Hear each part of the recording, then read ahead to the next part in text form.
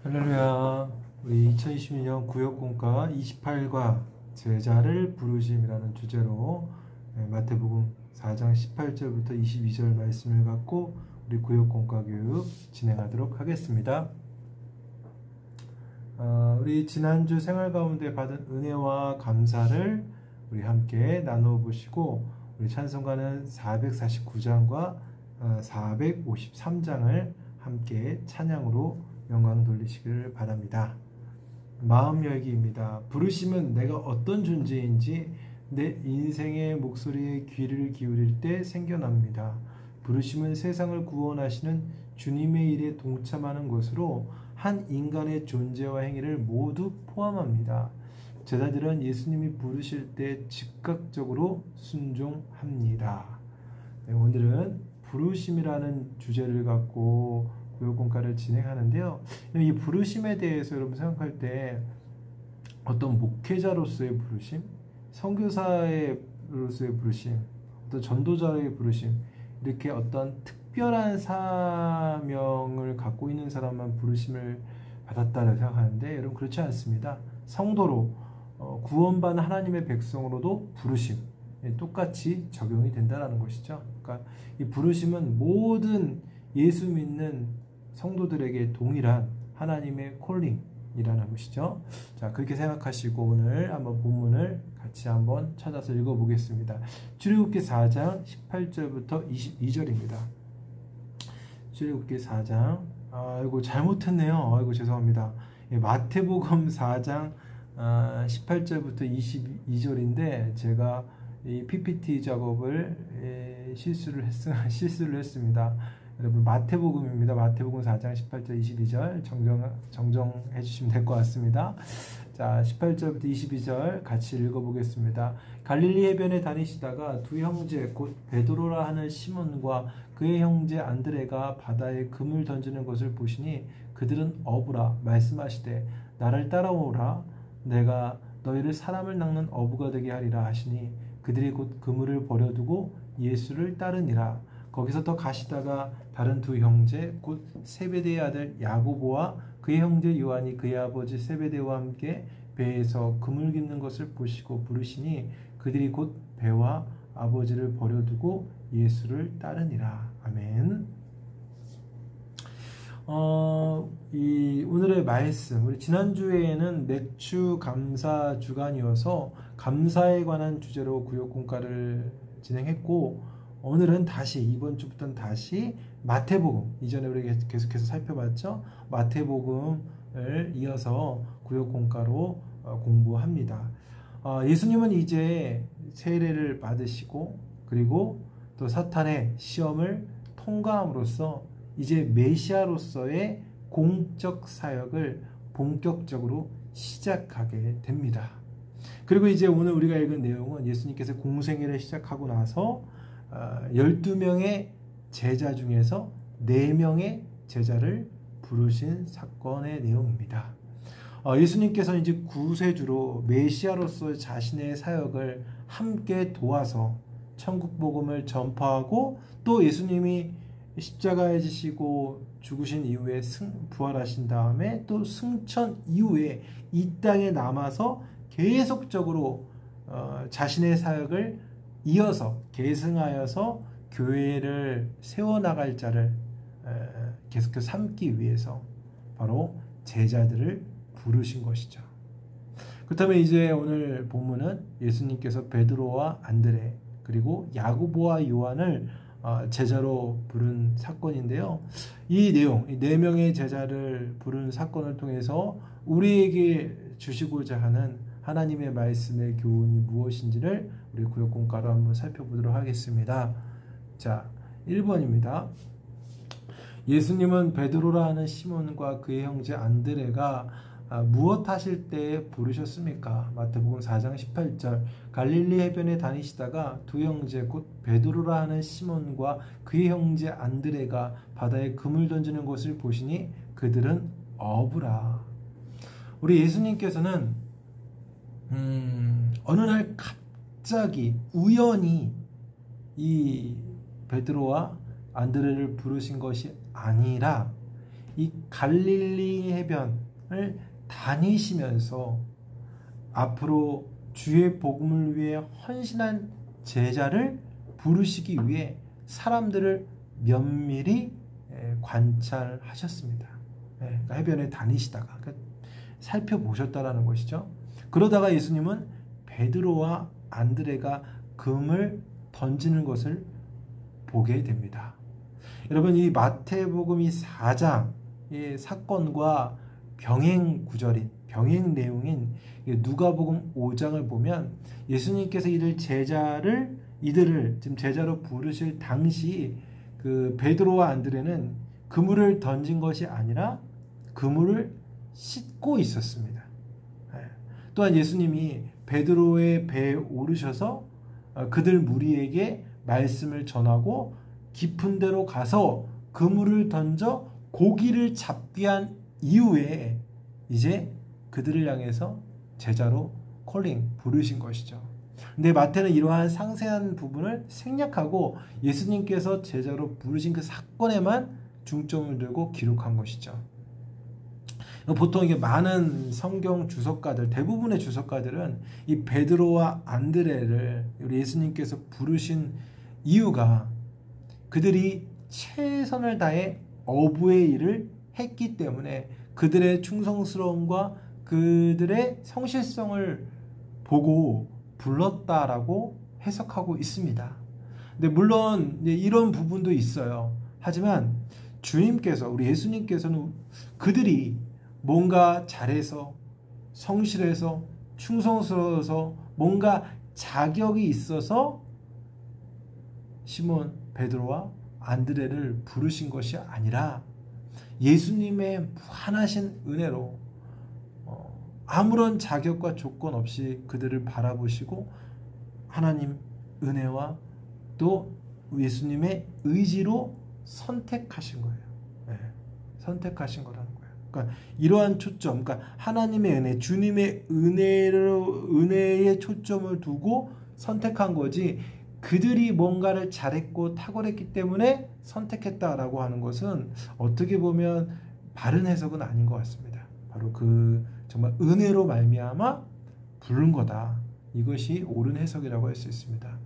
여러분, 즉 이것은 우리를 향해서 우리 주님께서 우리를 부르신 것 역시도 우리가 학벌이나 뭐 가정 환경이 뭐 재력이 있어서 외모가 뛰어나서 어떤 특별한 조건이 있어서 우리를 구원한 하나님의 백성으로 부르신 것이 아니라 하나님의 무조건적인 은혜로 말미암아 우리가 너무 불쌍해서이죠. 너무 죄 가운데 고통스러워하는 것을 아시고 은혜로, 전적인 은혜로 부르셨다라는 사실을 기억하고 이러한 주님의, 나를 부르신 주님께 감사할 수 있는 하나님의 백성이 또 성도가 되어야 할 것입니다. 자, 2번입니다. 예수님은 어부인 베드로라는 시몬과 안드레에게 무엇이라고 말씀하셨습니까?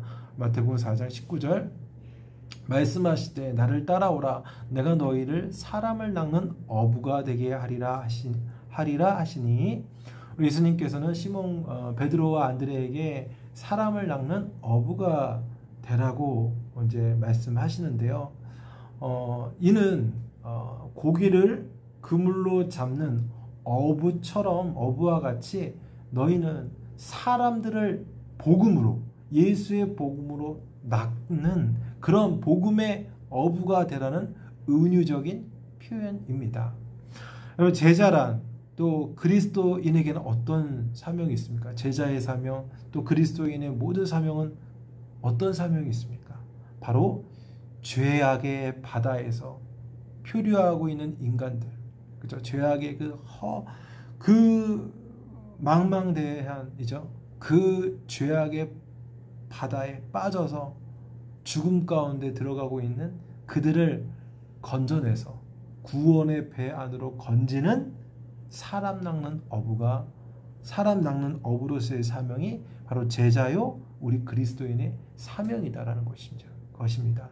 특별히 19절에 보면 사람을 낚는 어부가 되게 하리라 라고 말씀하고 있습니다. 그래서 되게 하리라 라는 말이 그 원어, 이 헬라어 원어적인 뜻의 그 문법적인 의미를 보면 미래 능동태 1인칭 단수형입니다. 이게 좀 뭔가 좀 어렵게 느껴지시겠는데, 이게 쉽게 말해서 사람을 낫게 하는 그들을 어부를 되게 하는 행동의 주체가 베드로와 안드레 스스로가 내가 사람을 낚는 어부가 되어야 노력해야지가 아니라 부르신 예수님께서 그들을 그렇게 만들겠다라는 거예요. 만든다라는 거. 주체가 예수님께 있다라는 것이죠. 그러므로 제자로 부름받은 그들 자신이 뭐 부족하거나 뭐 연약하다라고 해서 걱정할 필요가 없다라는 것이죠. 그러니까 예수님께서는 그들의 부족한 모든 것들을 채우고도 넘치는 능력을 주셔서 그 제자의 사명을 감당하게 하신다라는 거예요. 여러분, 이것은 우리에게도 그대로 적용이 됩니다. 우리가 성도로 주님께 부르심을 받아 살아갈 때 얼마나 부족하고 연약한 것이 많습니까? 우리 얼마나 자주 넘어져요. 여러분, 저 자신도 목회자지만 목사이지만 왜 이렇게 부족한지 모르겠습니다. 너무너무 제 자신을 볼 때 주님께 너무너무 부족해요. 하지만 여러분, 이런 부족한 것에 대해서 걱정하거나 염려할 필요는 없다라는 거예요. 뭐 구원에 대해서 걱정할 필요도 없습니다. 왜냐? 주님이 능력을 주시기 때문에 그렇다는 거예요. 차고도 넘치는, 내가 부족하고 연약하면 연약할수록 더 큰 하나님의 능력이 임한다라는 거예요. 그래서 하나님께서 약한 자들을 쓰시는 이유가 그거예요. 오직 주님만 나타내고 주님의 능력이 드러나기 때문에 그렇다는 것이죠. 그래서 여러분, 우리가 우리의 부족, 연약함을 보고 실망하는 것이 아니라 주님께서 능력을 주신다라는 사실을 믿고 그 믿음을 가지고 기도하시길 바랍니다. 주님께서 우리를 반드시 만들어 가십니다. 세워 나가신다라는 것입니다. 자, 그 다음에 3번. 3번과 4번을 같이 읽어서 비슷한 내용이어서 3번과 4번 같이 읽겠습니다. 3번입니다. 베드로와 안드레는 예수님의 부르심에 어떻게 반응했습니까? 마태복음 4장 20절, 그들이 곧 그물을 버려두고 예수를 따르니라. 또 4번, 본문은 그들이 곧 버려두고 예수를 따르니라 라고 말씀합니다. 예수님을 따르는 삶이 무엇을 의미하는지 나의 생각을 이야기해 보세요. 마태복음 4장 20절과 22절, 그들이 곧 그물을 버려두고 예수를 따르니라. 그들이 곧 배와 아버지를 버려두고 예수를 따르니라. 아멘. 먼저 베드로와 안드레는 또 요한도 마찬가지죠. 요한, 그들도 요한과 야고보 역시도 주님의 부르심에 순종해서 따르죠. 이들이 4명의 제자들의 예수님을 따르는 그 모습을 보면 공통적으로 들어가는 표현이 있습니다. 그들이 곧, 그죠? 그들이 곧. 곧이라는 말이 헬라어로 유데오스라고 하는데, 유데오스라는 그 표현은 뭐냐면 당장, 속히, 즉시라는 뜻을 갖고 있습니다. 그러니까 베드로와 안드레와 요한과 야고보가 예수님의 부르심에 대해서 딱 부르심을 받고 콜링을 받고 머뭇거리거나 생각을 했던 것이 아니라 그냥 즉각 그 부르심에 순종해서 움직였다라는 거예요. 그물을 버려두고 예수를 따랐다라는 것이죠. 또한 이들이 그물을 버려두고 또 배와 아버지를 버려두고 라는 이 말의 의미는 무엇이냐면, 자신의 모든 것, 그들이 어부였잖아요. 자신의 생계의 수단을 모두 다 포기하고 아버지를 버려두고, 이것도 이제 부모, 가정보다 더 주님을 더 우선하여 주님을 주인으로 또 주님께 모든 것을 맡기겠다라는 의미로 이제 모든 것을 버려두고 예수를 따랐다라는 것이죠. 그러니까 이제는 이들의 삶이 중심이 완전히 바뀌었다라는 거예요. 먹고 사는 것, 가정에 매여 있는 게 아니라 이제는 예수 중심, 예수를 주인으로 살겠다라고 결정한 것이죠.